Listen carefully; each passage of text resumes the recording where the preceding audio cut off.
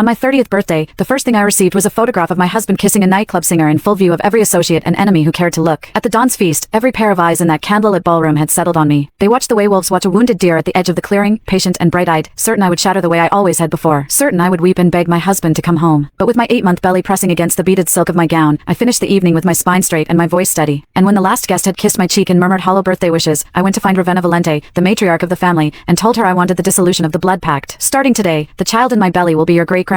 But it will have nothing to do with Zeno. Ravenna never imagined that I, the woman who had once loved her grandson so fiercely that I would have swallowed poison for him, could stand in front of his open betrayal with dry eyes and a voice like polished marble. She never imagined I would choose to keep the heir but sever the father. She didn't know that from the moment I learned I was carrying this child, Zeno had been keeping company outside our home. Young models, minor actresses from the entertainment fronts, women who smelled like other men's cigarettes and cheap champagne, cycling through his private suite at the social club like a revolving door. Every time, I had sobbed. I had screamed. I had stood in the foyer of the Valente compound in my nightgown, pitifully begging him to come home. And every time, the next morning, Zeno walked out with his collar pressed and his jaw set, and the grapevine carried fresh photographs of his mouth on yet another new woman. Last night, because the pregnancy had turned vicious, cramps twisting through my lower back like fists, I called him. What I heard on the other end was not his voice. Not at first. First came the sounds, tangled breathing, a low laugh, the clink of a glass being set down. Zeno. A woman's voice, throaty and sweet as poisoned honey. Tell me, between me and that woman, who holds more space in your heart? I pressed the phone harder against my ear. I heard him clearly, the man who had once sworn before God and the matriarch that he would protect me until his blood ran cold. His voice was thick, heavy with want. Of course it's you. That woman was dull from the start. After she got pregnant, she puffed up like a pig. Just seeing her makes me want to throw up. In that moment, the baby in my belly went still, and the heart in my chest went quiet too. Since Zeno was no longer the Zeno who had once cared for me, I chose to cut away the father, keep the child, and hand him back his freedom. Only after I truly disappeared did he lose his mind searching for me. On my 30th birthday, the first surprise I received was a photograph that spread across the grapevine like wildfire. In the image, Zeno had his hand wrapped around the back of a woman's neck, pulling her into a kiss. She was Maeva Lazari, a singer at a lounge connected to a rival outfit. The photograph had been taken at a public venue, deliberately, brazenly, as if he wanted the entire underworld to see. But an hour earlier, he had been kneeling in front of me in our bedroom at the compound, pressing his lips to my swollen stomach, whispering promises to the child inside. Every guest at the feast turned to look at me at once. Some faces held pity, most held the barely concealed hunger of people who had come to watch a fire burn. Signora. The household courier had sweat beading at his temples. He pulled the phone from the table and stepped to the side, shielding the screen with his body. Do you want me to shut this down? I can make the calls. Have the image scrubbed. He kept his voice low, careful, the way one speaks near a woman who has shattered before and might shatter again. He was thinking of the baby. My voice was calm. No need. Just go ahead and cut the cake. His throat worked. Should we not wait for the Don to return? I shook my head. No need. The room shifted. The spectators who had arranged themselves for the show went still in their chairs, wineglasses suspended halfway to their lips. Someone had placed that photograph in front of me on purpose. Someone in this very room had wanted to watch me fall apart, sobbing the way I had every other time. They had expected the performance, the tears, the spectacle of the Don's pregnant wife losing her dignity in front of the entire family, but I did not give it to them.